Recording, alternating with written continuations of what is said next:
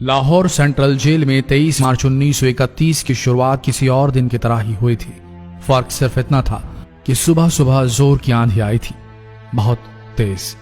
लेकिन जेल के कैदियों को थोड़ा अजीब सा लगा जब 4 बजे ही वार्डन चरत सिंह ने उनसे आकर कहा कि वो अपनी अपनी कोठरियों में चले जाएं। उन्होंने कारण नहीं बताया था। उनके मुंह से सिर्फ ये निकला कि आदेश ऊपर से है। अभी कैदी सोच ही रहे थे कि माजरा क्या है।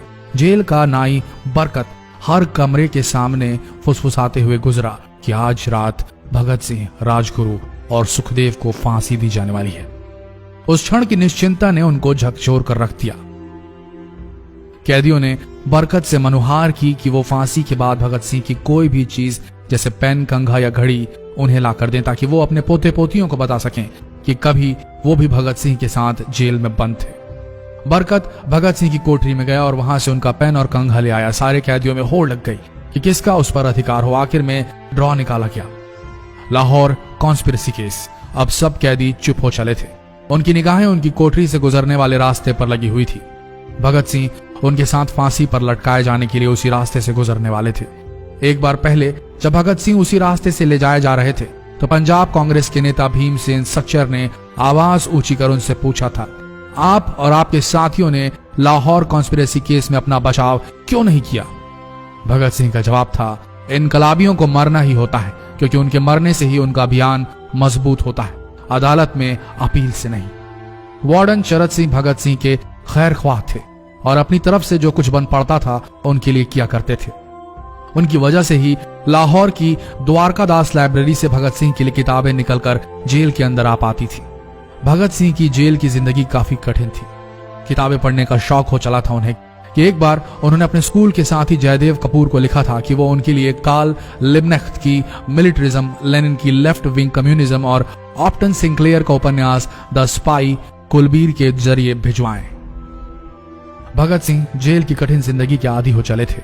उनकी कोठरी नंबर 14 का फर्श पक्का नहीं था, उस पर घास उगी हुई थी। कोठरी में बस इतनी ही जगह थी कि उनका 5 फुट 10 इंच का शरीर बमुश्किल उसमें लेट पाए। भगत सिंह को फांसी दिए जाने से 2 घंटे पहले उनके वकील प्राणनाथ मेहता उनसे मिलने पहुंचे। मेहता ने बाद में लिखा कि भगत सिंह अपनी छोटी सी कोठरी में पिंजड़े में बंद शेर की तरह चक्कर लगा रहे थे। इनकलाब जिंदाबाद। उन्होंने मुस्कुराकर मेहता को स्वागत किया और पूछा कि आप मेरी किताब रिवोल्यूशनरी लेनिन लाए या नहीं।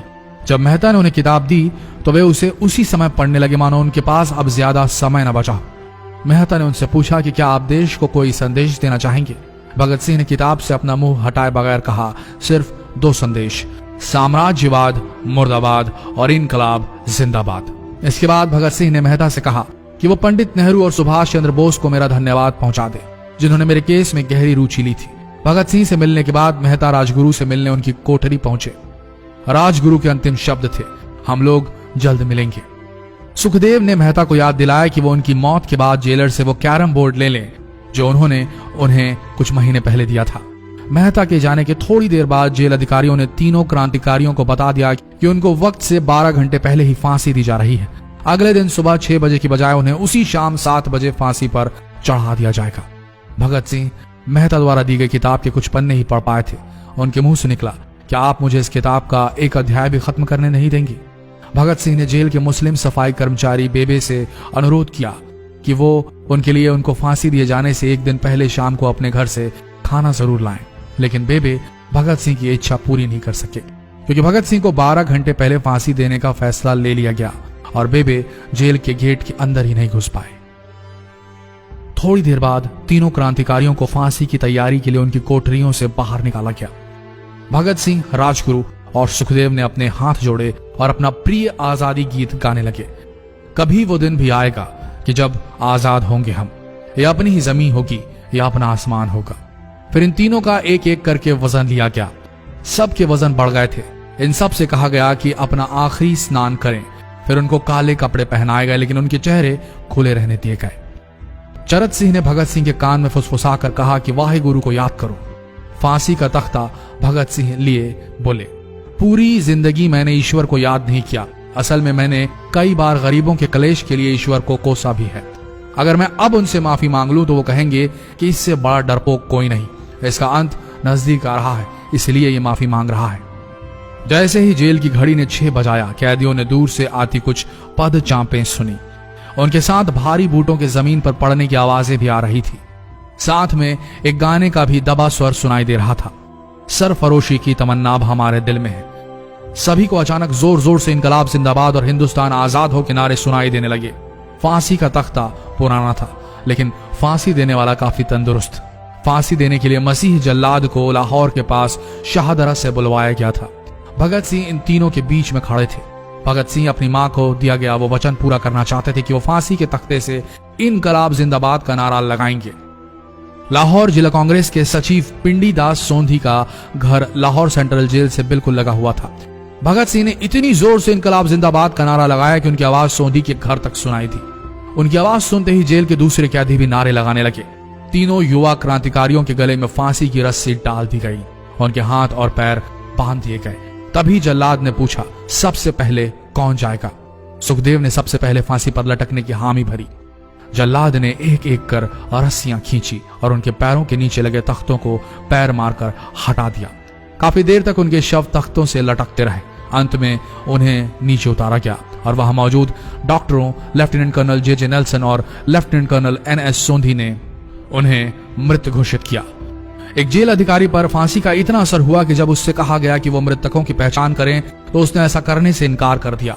उसे उसी जगह पर निलंबित कर दिया गया अंग्रेजों द्वारा।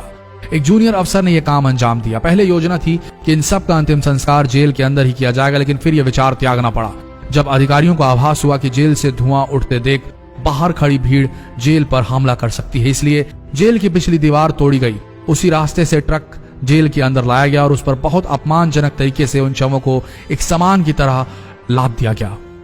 पहले तय हुआ था कि उनका अंतिम संस्कार रावी के तट पर किया जाएगा, लेकिन रावी में पानी बहुत ही कम था, इसलिए सतलज के किनारे शवों को जलाने का फैसला लिया गया।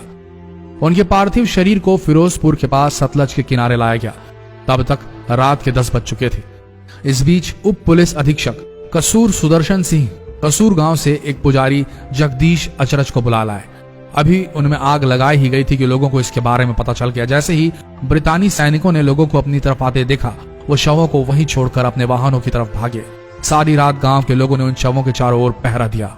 अगले दिन दोपहर के आसपास जिला मजिस्ट्रेट की दस्तखत के साथ लाहौर के कई इलाकों में नोटिस चिपकाया गया, जिसमें बताया गया कि भगत सिंह, सुखदेव और राजगुरु का सतलज के किनारे हिंदू सिख रीति से अंतिम संस्कार कर दिया गया है। तो ये थे भगत सिंह की जिंदगी के वो 12 आखिरी घंटे। आशा करते हैं इस वीडियो में सुनाई गई ये कहानी आज युवा पीढ़ी के दिलों में मर चुके देशभक्ति को जगाने में कामयाब होंगे। जितना हो सके इस संदेश को पूरे देश में पहुंचाएं। इस वीडियो को शेयर करें फेसबुक पर, व्हाट्सएप पर, और हो सके तो इस पेज को फॉलो करें ताकि ऐसे ही वीडियोस आप तक सही समय पर पहुंच सके। मिलते हैं अगले वीडियो में, तब तक के लिए आप सबका धन्यवाद।